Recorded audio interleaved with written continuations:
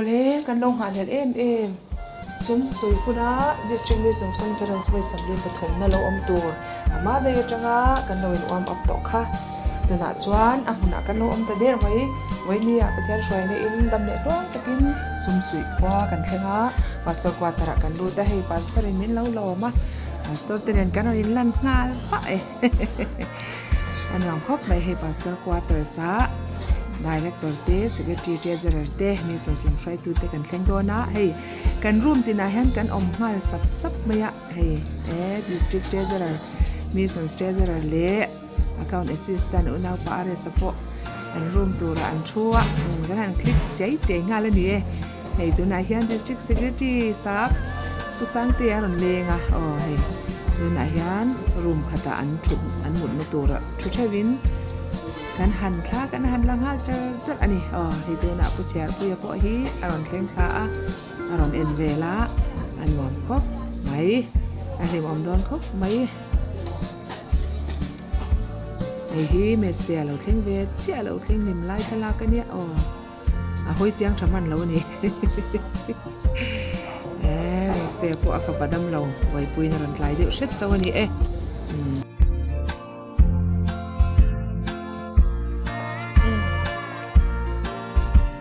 takin kan thleng ta ni panung te pan no om chat mai thing puin lo no pa in ai chi bai phat tak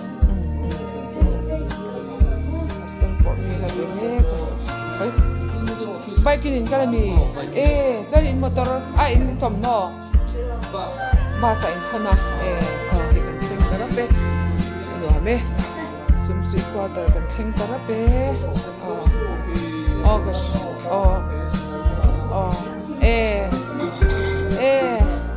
ai thế này là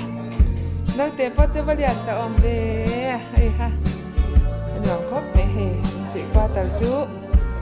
không phụ in vô xem video khăn nó muốn nói tới in cái nga mình sẽ trình của mình nó khóc mấy nua mẹ chính phụ in zoom bial pastor quarters nuaya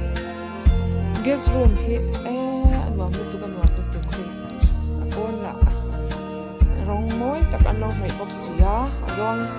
azong nuam boxia hi en tui hun te nia chuan khala ma khan chauka ni boka kan block te nuam te me ni hei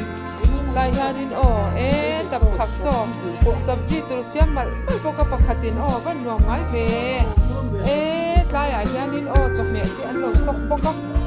awan nuam ve thing la chu tam em boka vot reng lawin ta chon mei pui ai tur kan nei don ni hi awan nuam ve hei pastor nu la no te no kwa hei room po karena om to hei achung hi kan tha kan ha char ni he anwam mai hi sitting room to nia hianin do kan te po ma chuanin ni nai nen lo ti nuam le me he bang te po khai ti plai bar ma plai ti plai mo an lo wa fek maya chuan room thar thiau mai an lo siama room pakhat na hei ta hian khum double pakhat single le pakhat mi pali mu theina ani ngal thak mai ni tai hi lai room pasaber hi van nuam van thatak hei thosilen ban tilen lama oma lo ka te pakatom chel boka chuan he lai hian hi lai hi master bedroom ante hei tuna hian director te no pamin handa ani hi don ana hei kan bong ro te kan handa lu ta nuam don he mai hei an lo pha ping chek maya nuam don he ani hei ke nin kan han king ve box sia heng hi heng te po ke ngai lo papin no da bu kan han king bok ani hi khai nuam don tu ve ro ma boka chan hei di yan ta yan room pakhat room pakhat lu mai thang lam ti phat teang hei la ma hen bathroom om boka nuam don ve he la ma bathroom om le boka bedroom pakni a omni o takani hei wan nuam ve o bedroom pakhat itlai hello om reng poka wan nuam don ve bedroom pakhat a om le poka kan hongang he chu lo oma chon nut mek lai lo om ria chuan hei thang vel chu iskut mun ni mai boka iskut zam de dia mai boka awan nuam ngai ve elai ro chu pal hela om man lo de ni kan zai na kan chok lang em lam chu mo elai ni ru pakhat ni ta ta dia ni nuam don me ma dong ate me ste te long don ni khai ring ke talong da hal ke boka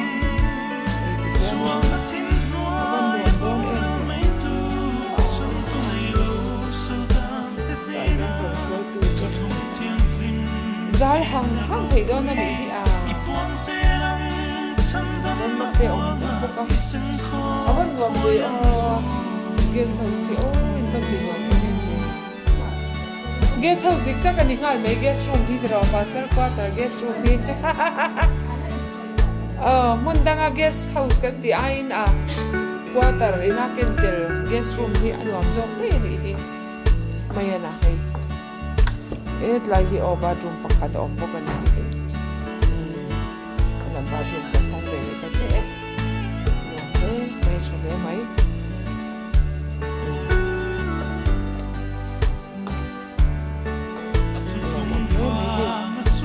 yang tên là thôi sẽ là mình là run suy nghĩ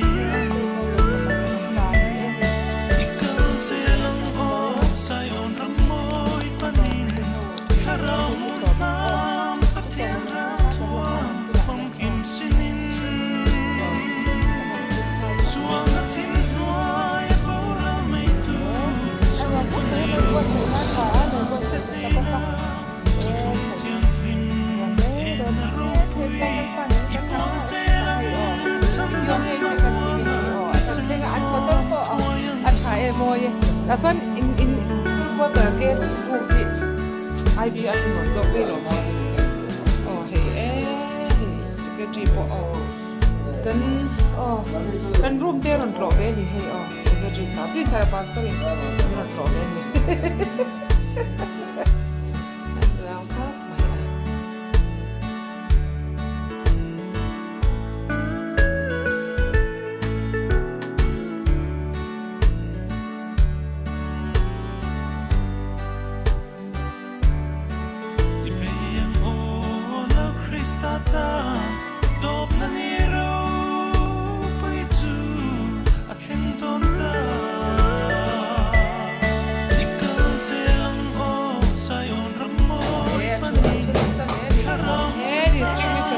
for thing de che